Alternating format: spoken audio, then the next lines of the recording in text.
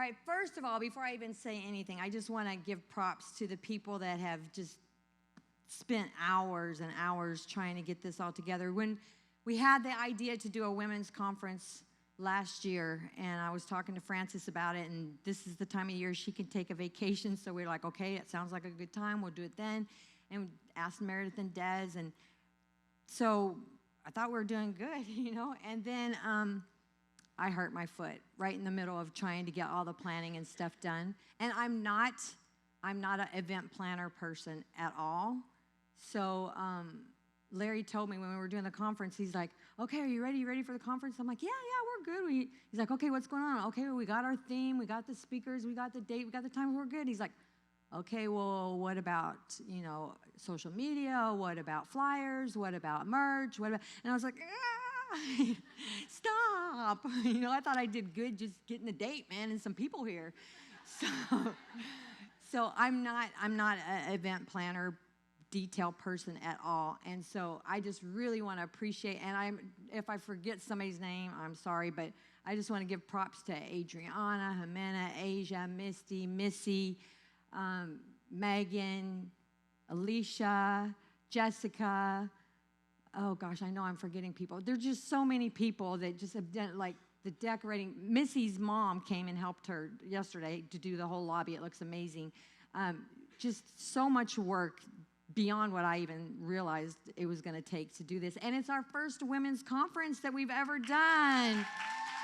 And I think we killed it as far as pulling it off and getting the word out and inviting people and stuff like that. So I'm so proud. I was thinking the other day, I was just like stressing because I'm at home with my leg propped up and we have a group chat of everybody talking, and it's like, okay, I'm going to do this, and I'm going to clean the bathrooms, and I'm just sitting here on my stupid pillow doing nothing.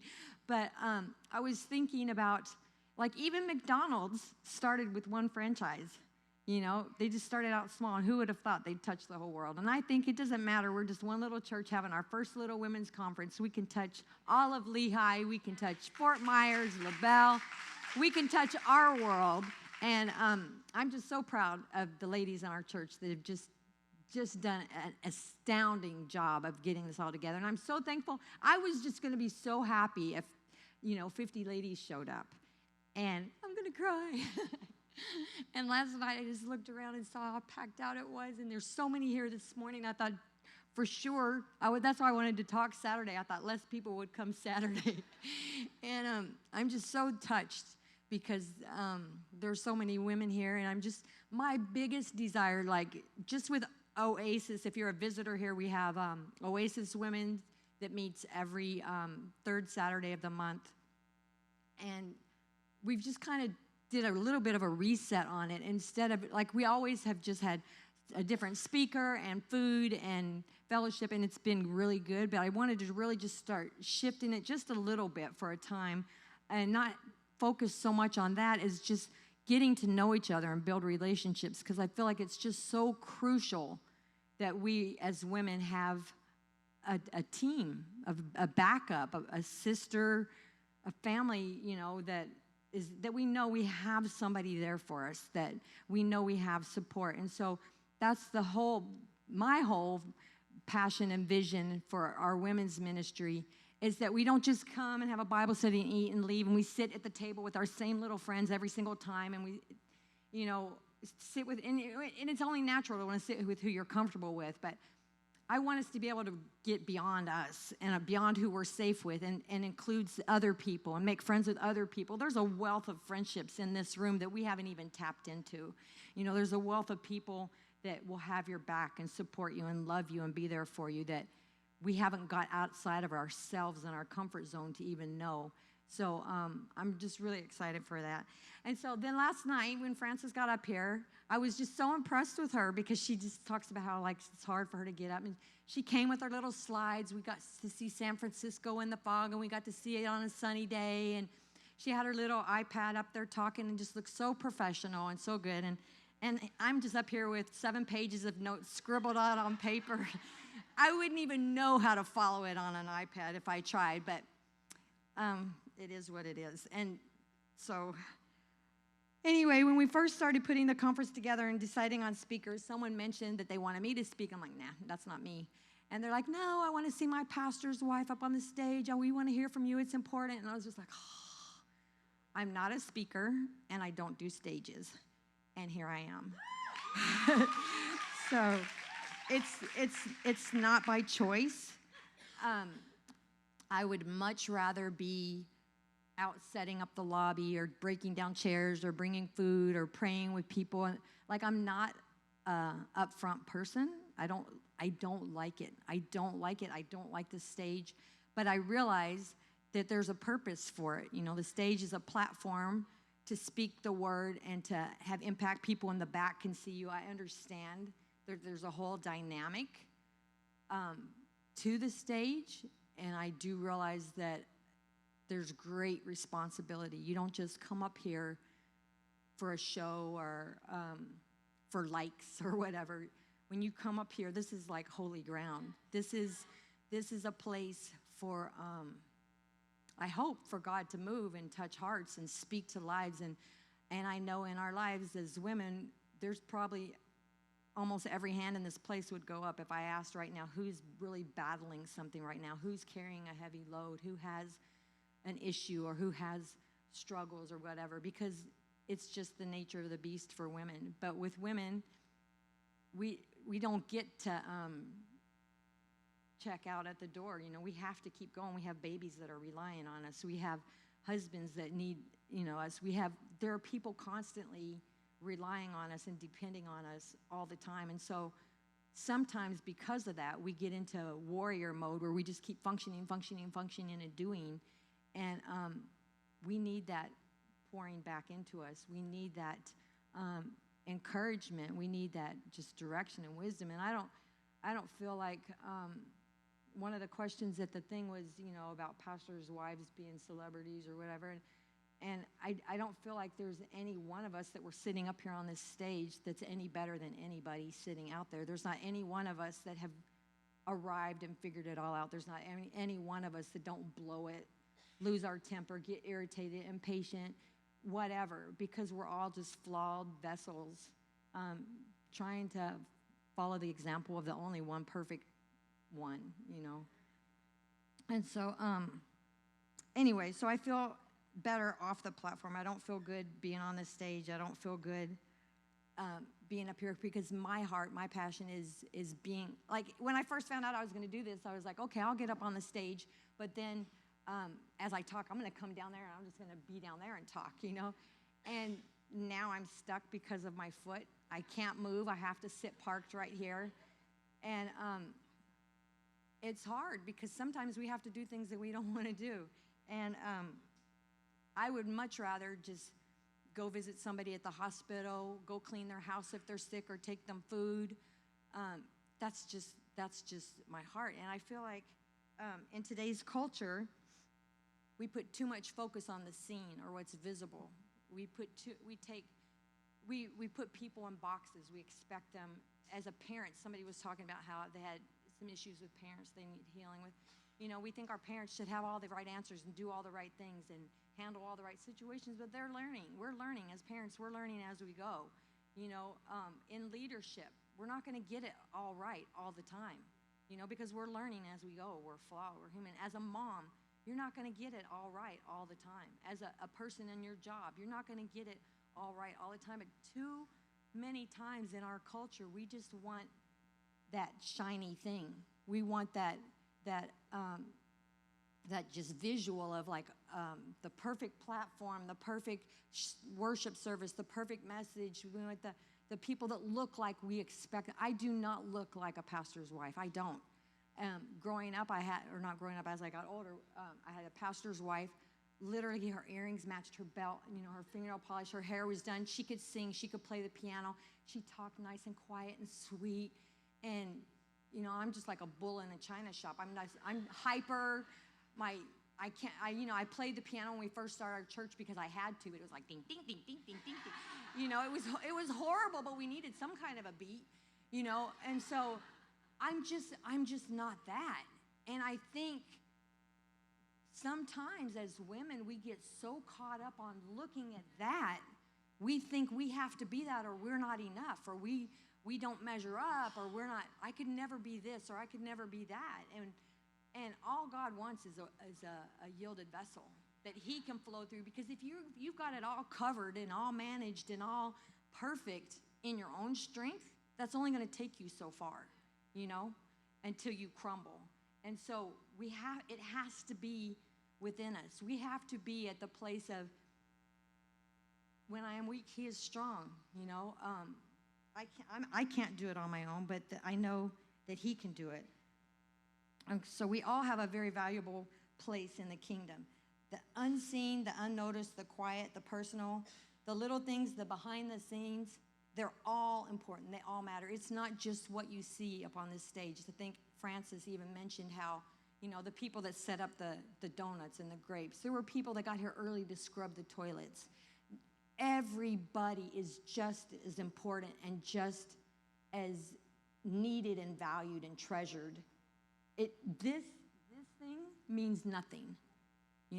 This is what matters. This is what counts. And we all have a heart that hopefully is beating for God. We need to be who we are, not who others expect us to be. God made each single one of us uniquely special and individually called. You wouldn't expect somebody that has a size 5 shoe to wear your size 7 shoe. It's not going to fit. They're not going to be able to walk. They're not going to be comfortable. It's just not going to happen.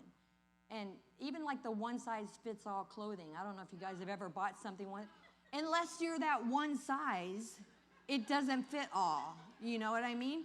And so we've just got to break out of the molds we put ourselves in, of the molds we put on other people. We don't realize the burden we put on other people, expecting them to do what we can do, or expecting them to do what we think they need to do for us or for their situation. And we've got to stop expecting people to do that. And just like even situations in life, be very careful when somebody comes to you and they need counsel or encouragement. It's very easy, because we want to be relatable, to slip into,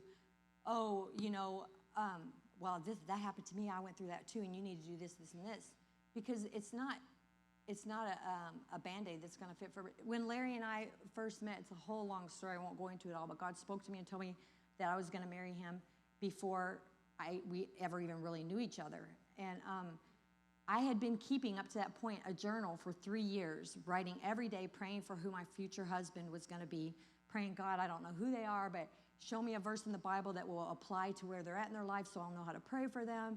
God, show me, if they're going through something, show me how I know how to pray for them. And I kept this journal for 3 years. And if I got a verse or something, I write it down or whatever.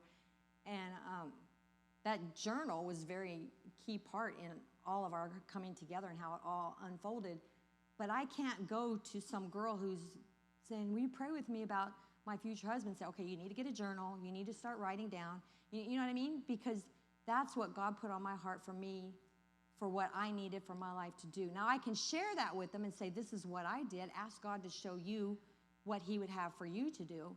But it's different. It's different with everybody, and everybody has to find out what God has for them, what he would want them to do, and walk in the place and the calling that God has for you, and flow in the gifting that God gave you.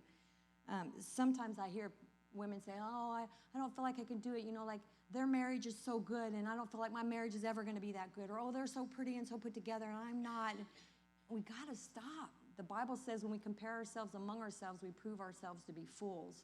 We can't keep comparing ourselves. And so that's kind of where I got the theme for this whole conference of through the looking glass, is because the Bible says in 1 Corinthians 13:12, for now we see through a glass darkly, but then face to face. Now we know in part, but then I shall know also as I am known. We live in an Instagram and Pinterest world, but that's not reality. To see through a glass or a mirror darkly is to have an obscure or imperfect vision.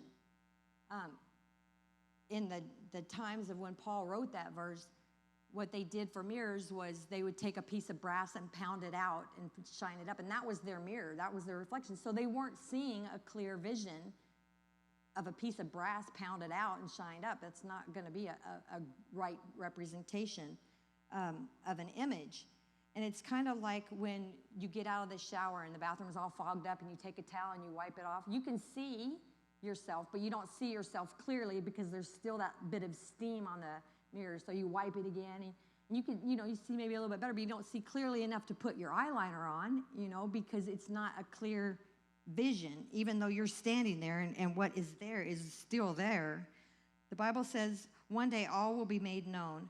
When the murky image of this life is suddenly gone, when we die and we have full revelation in the presence of Christ, what a joy that is going to be for a believer, because then all the questions, all the doubts, all the fears, everything's gone, and we're just standing in front of our God.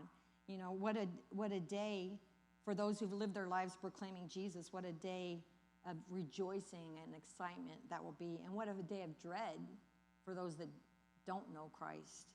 And things are going to still all be made clear then.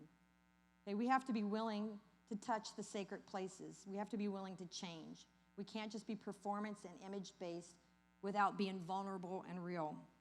We have to be open to change. We can't be the same person that we were 5 years ago. We live in a victim society. Everybody gets their chip on their shoulder and they want to just continuously share it with everybody, how wrong they've been treated. And everyone has a reason or excuse for everything. But if we look enough, we can find many reasons for what's going on in our life. But there's a song, it's not a Christian song. I think Michael Jackson sings it. The Man in the Mirror, is he the one that sings it? And it says, I'm starting with the man in the mirror. I'm asking him to change his ways. And I think we'd be good to do that. Like anytime there's ever a situation that I have with somebody else,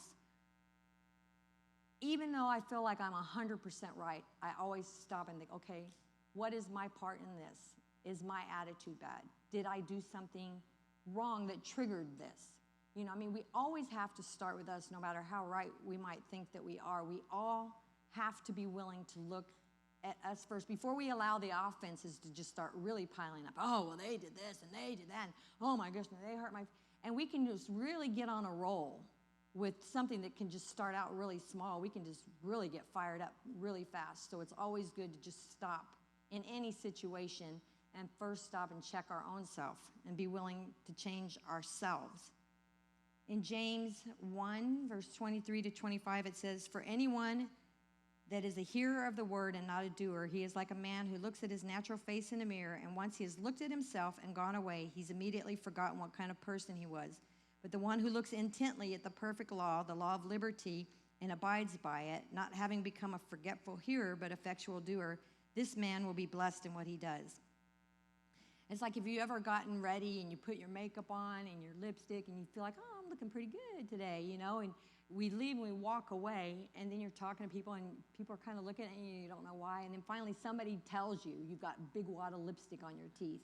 We don't see it because we've walked away. We're not looking in that clear mirror. And sometimes in life we can walk away from what's clear. We can walk away from what we know is true and what we see and know that is there. We can walk away from that and lose our vision or lose our perspective on it.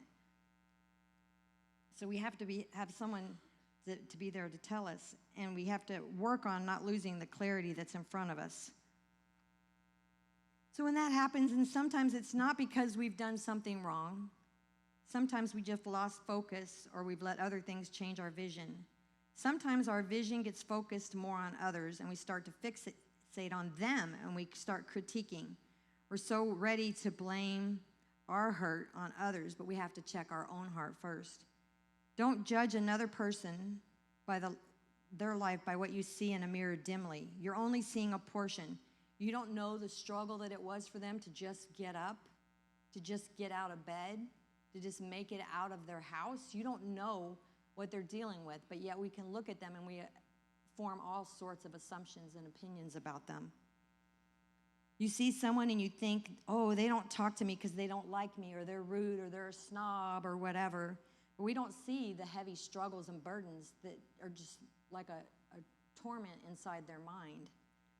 We see that happy, put-together, well-dressed social butterfly, And we think, oh, they've got it all together. Their life is so good. I wish I could be like them. And we don't see the self-degradation, the loneliness, the insecurities that they're carrying inside of them. We have to remember that not everything is as it seems. There's a meme that shows 2 carrots, and one carrot is like the green part above the ground is really short and small, and the other carrot, it's big, huge thing of green that you pull the carrot up from.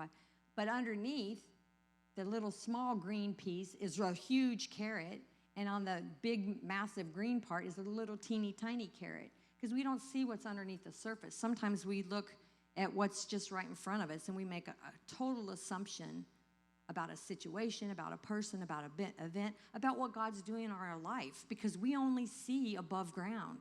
You know, we only see what's in front of our eyes. Another area that we can see things dimly in is the area of need, whether it's physical or financial or emotional. Whatever situation we're facing or have been facing or continue to face, it's just feel like we've been facing it for way too long. We see part of it that's before us, and we're weary of it, and we think it will never get better. We're tormented by the fact that it even is. God, why is this happening? Why are you allowing this? Why am I going through this? I've not just been going through this a week.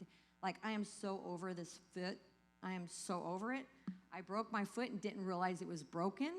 And so I stayed off. I walked on it a little bit, but favored the not hurting side, and just stayed off of it for the most part for 2 weeks.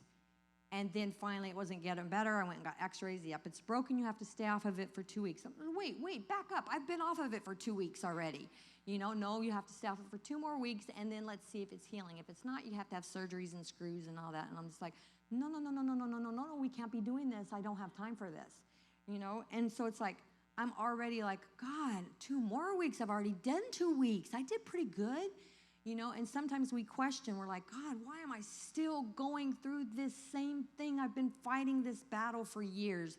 I've been dealing with anxiety for years. I've been dealing with insecurities for years. I've been dealing with health issues for years. Why? I believe you, God. I've claimed every scripture in the Bible over these situations. I've believed you. Other people have believed you. And I'm still going through it. And sometimes that's when it's really hard, because we're still going through it and we don't understand why. But God's allowing it, and we have to trust him. Sometimes I think it's even the hardest when we've offered our Isaac on the altar and there's no ram.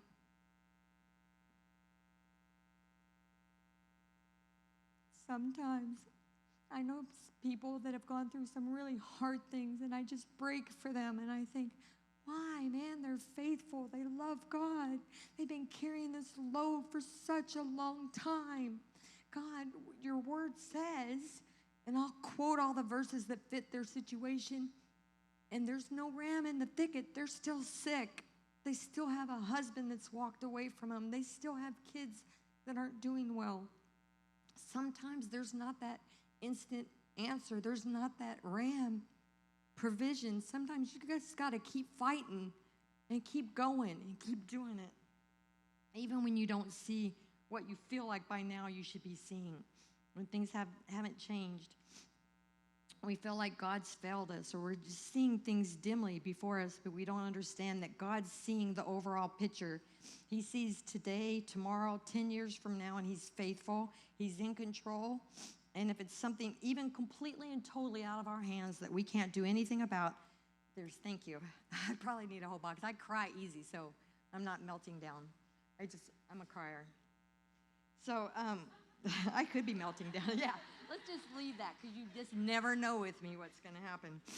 Okay, I've seen people face incredible trials and tragedies, like massive.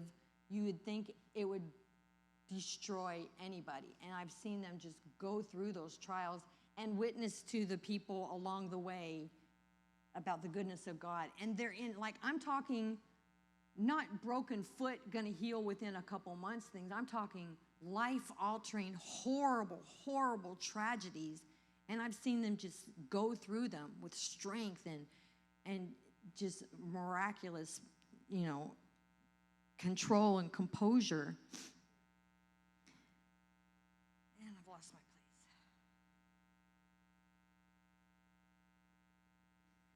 So anyway, unbelievable things coming through the fire, and they've come through the fire not even smelling like smoke and carrying buckets of water for other people, even though they've been through it. But then I've seen sometimes, as time goes by, it's like they give up.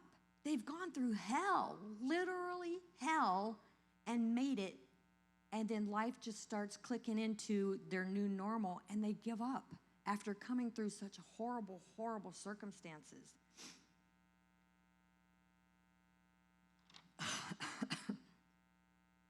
I don't know. So they made it through the worst of the time, but then they realize that life didn't turn out the way they thought it would be, and they give up. They quit. They go back to the world. They lose the vision because the focus is shifted. They don't have that clarity. They don't have the strength even to believe in what they did see dimly anymore. They just, they quit. And there's a story. I was going to just give you the gist of it, but I think I'm going to look it up and read it to you guys because it's really good. In 1952, a woman named Florence Chadwick decided to attempt the 26-mile swim between California coastline and Catalina. I've taken a boat ride from there. It takes like 2 hours. The water's choppy. It's horrible. I wanted to puke the whole time. It's hard to just sit in a boat on, and this woman decided to swim it. During her swim, Chadwick traveled with a team whose job was to keep an eye out for sharks and be prepared to assist in the event of unexpected cramps, injury, or fatigue. Roughly 15 hours of swimming into it, a thick fog began to set in, clouding Chadwick's vision and confidence. Her mother happened to be in one of the boats at the time as Chadwick relayed to her team that she didn't think she could complete the swim. She swam for another hour before deciding to call it quits. As she sat in the teetering boat, she discovered if she would continued on for just one more mile, she would have reached the shore of Catalina. Many people quit the dream on the brink of its realization when its challenges feel most daunting, that we're often closer to our destination than we feel it to be. People can quit. If we paddle through the fog for just a little bit more, we'll discover the haze will eventually give way to a sense of clarity and self-belief. The key is to recognize the value of forging along anyway, to bring your own weather when it comes to pursuing meaningful endeavors. 2 months after Chadwick failed attempt, she tried the swim once more. Once again, the thick fog set in, but this time she had a mental image of the shoreline in her mind as she pushed herself along. And not only did she succeed, but she ended up doing that swim 2 more times and swimming the English Channel. So if we don't give up, if we don't quit, we can push it through and make it. So even though we can't see the reason for things, even when we can't see how it's going to work out, even when our vision is obscured, we have to remember to walk by faith and not by sight. In Mark 8:24, Jesus laid hands on a blind man, and then he asked him if he could see anything. And the man said that, "I see people. They look like trees walking around." Jesus touched him again, and then he could see clearly. The blind man could see when Jesus touched him. He knew he saw people, but it wasn't clearly. He recognized more needed to be done. He needed clearer vision, and we need to always strive for clearer vision, to grow more daily, to realize we don't have all the answers, but to point each other to the one who does. Don't get so used to blurred or dim vision that you adjust to it. And this is one of the reasons for the notes, because my prescription on these glasses, I mostly need them for reading, sometimes at night or whatever, but the prescription is long been old, and I was just putting off going. Well, now it's really bad old. And so now I've adjusted. Sometimes I'll put them on, I'll just be like, getting them as tight to my face as I can so I can see what I'm reading. And so that's why I had to write really big on paper so that I could see it clearly with the glasses. I've adjusted to my lack of vision. I've adjusted myself instead of going and getting new glasses, and now I'm kind of stuck till I figure this whole leg issue stuff out to going and getting it done. But it never pays to just get comfortable or set or lazy in a situation and just adjust yourself to it, or just adjust your vision to it. And how many of you guys have ever seen a crescent moon up in the sky at night? It looks cool, but that's not the entire moon. It's just a part of the moon. At that moment, all you're seeing is the crescent shape. The lack of light illuminating it is what makes you just see the crescent and not the whole moon, because there's a lack of light. And it all depends on the lens we're using. When we see a crescent moon, we're only seeing 0 to 50% of the actual moon. So sometimes in life, we're only seeing 0 to 50% of actually what really is happening or going on or how a situation is going to be. It all depends on our lens. As a believer, the Bible is the lens that is most reliable. The critical key to using the Bible is whether I use my experience to interpret the Bible or I use the Bible to interpret my experience. If we use experience to interpret the Bible, we use filters based on those experiences. And we all have seen some over-filtered, really taken out of perspective pictures because of too many filters. They will affect how we see things. Only if I use the truth of the Bible to interpret my experience will I have the best possible lens. If we are honest, we fall prey to using filters. We get rejected by someone, we have an abusive parent, spouse, or relationship, and then it's hard to believe in a loving, merciful Father. We see through a glass darkly. If we never experienced anxiety, depression, loss, we may think of Psalms. Parts of Psalms are dramatic, like, my life's been perfect. Why is this David guy like wanting to kill this person, you know? We don't have the right perspective if we haven't gone through things. As long as we live, we will see through a glass darkly. As long as we use the Bible as our lens, we will learn to see things more clearly until that day where all things are made known. And so the main thing I want us all to learn is that we don't always have a full picture. We don't always know how things are going to end. And even if we've been in a situation for a long time, or even if innocent people are affected by situations and choices made by other people, and you can do absolutely nothing about it. I'm a fixer. Like, if somebody has the need, I want to go fix it. What can I do for you? I mean, I was a very annoying mother-in-law, I'm sure, in the early years, because it's like, oh, what can I do? Can I babysit the kids? Can I help you do it? You know, it's like nobody wants their mother-in-law doing that if they think they're trying to tell them they're not doing well. My heart was, I want to fix. I want to help. Do you have a need? Let me help you. Let me fix it. Let me do. But we can't fix everything. We cannot control everything. And it's very, very hard sometimes in life to be able to just let things go and say, I can't fix it. I can't do anything about it. I can't change it. I don't even see clearly how this is ever going to get any better or how this is ever going to change. I see no hope, no future, no anything. But we have to remember that we're only seeing a certain perspective of it, that God sees the whole overall picture. God knows, and that there's nothing dim or foggy or obscured or out of focus for God. He's very well in control. He's very well in your corner. He's very well capable of seeing you through. And sometimes the most impossible situations are the place that God does the most impossible things in our lives, and impractical and just unbelievable things, because God is God, and he can do it any way that he wants to and figure it out any way that he wants to. And I know that as moms and as women, we are all in that same boat at the core of us. No matter where you're at in life, things might be going good for you. I know this has been a horrible, horrible year and a half for me, probably one of the worst, but God has still walked me through every situation. My dad died. Larry's dad died. We had to move Larry's dad. Like, in every area of life, physical, mental, emotional, you name it, every area has taken a hit this year.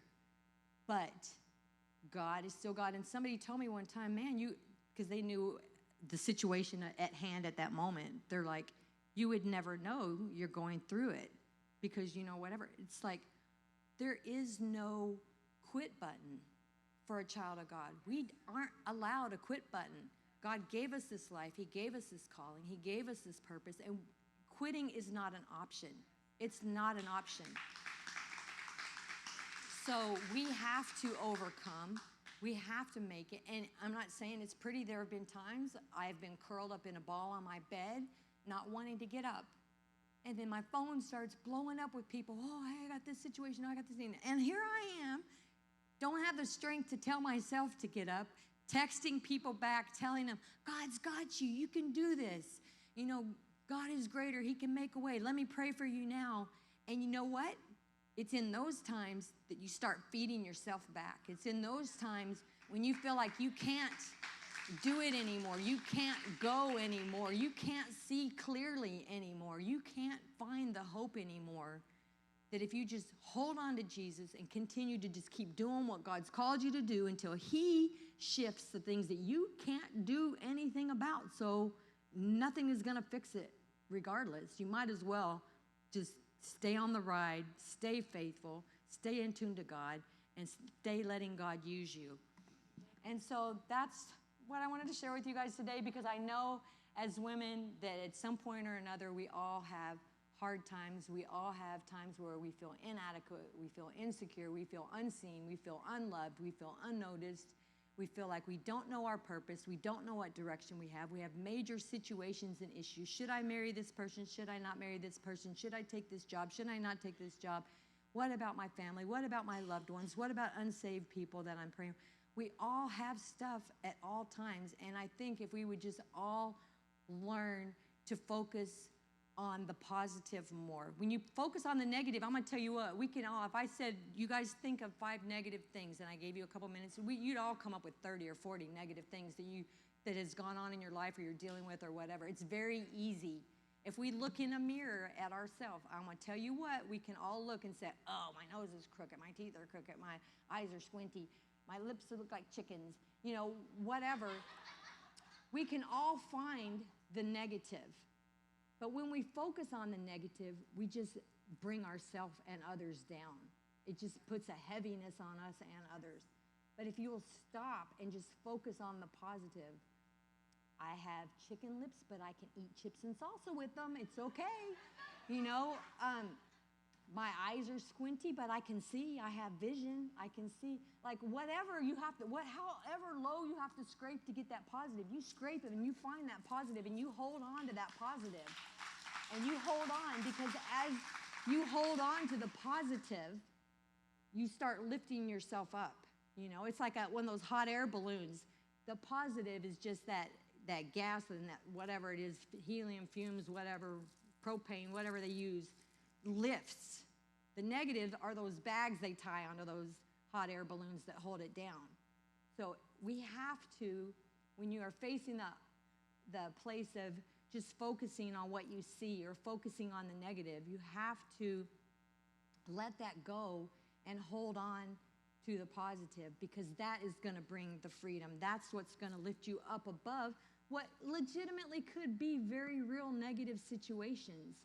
But focusing on them is just holding you down and holding you bound and tied down to it. And so we need to focus on the positive, focus on God, focus on His Word, focus on what is good in our life instead of constantly focusing on the bad, and allow God to continue to do more good and to continue to heal those places you've been waiting 10 years for them to be healed or fixed or delivered or answers to. Continue to just keep fighting that fight. Continue to just keep believing that God is greater.